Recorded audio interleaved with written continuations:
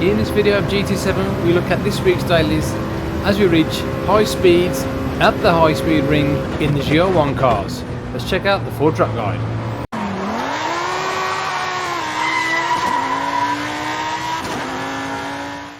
And here we are, welcome back to the channel. And we're having a look at this week's dailies that you can access in your sport mode as usual.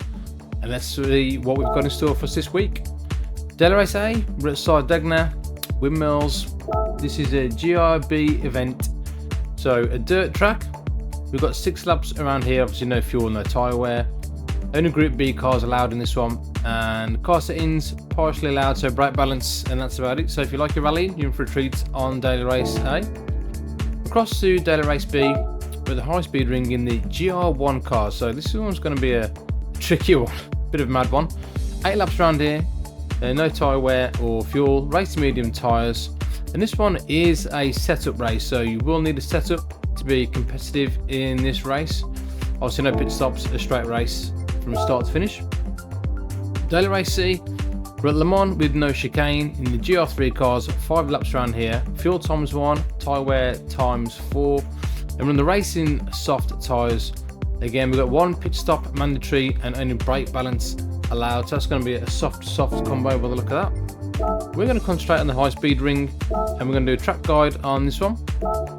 So the car we're going to choose is a Nissan R9 2CP92, seems to be the pick of the cars for this race.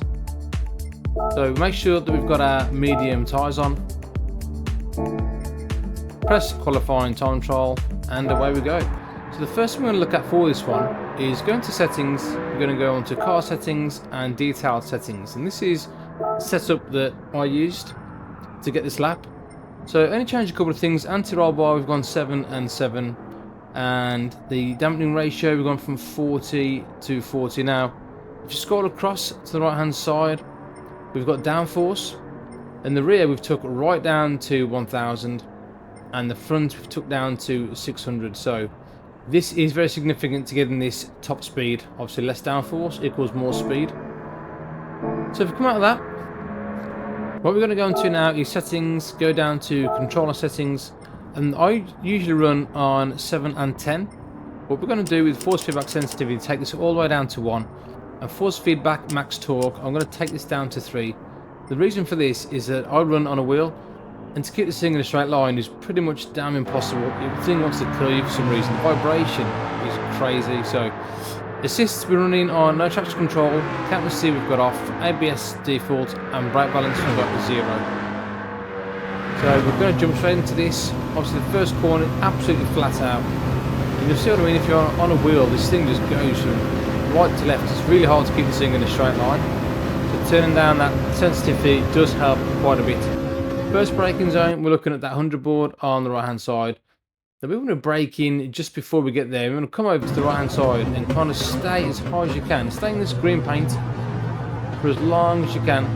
Better to stay high to get you the best acceleration out of the corner. Be careful not to hit the barrier. No more wall riding on this one, as I think that's been changed since the last update. You do get a penalty for that.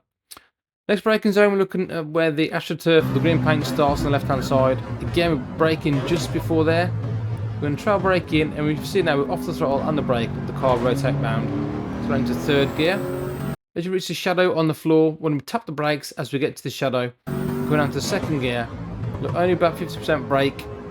Release the brakes and accelerate to let the car roll around. Then we use this kind of first arrow on the right hand side as a reference where we're going to start accelerating, and we're going to accelerate into 3rd gear as well. So when we get past that kind of first sign, that's when we're going to be hitting the throttle.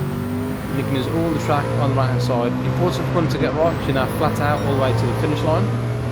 To go on this long right hand corner, be careful not to go too far on the right hand side. Avoid those curves because it will pull you in, and when you get pulled in, you lose a lot of time, so we avoid the curve. As you turn left, it's changing into 5th gear, and it's absolutely flat out all the way now until the end. Can be quite tricky to get that one right. Short lap, we come across the line for 55.947.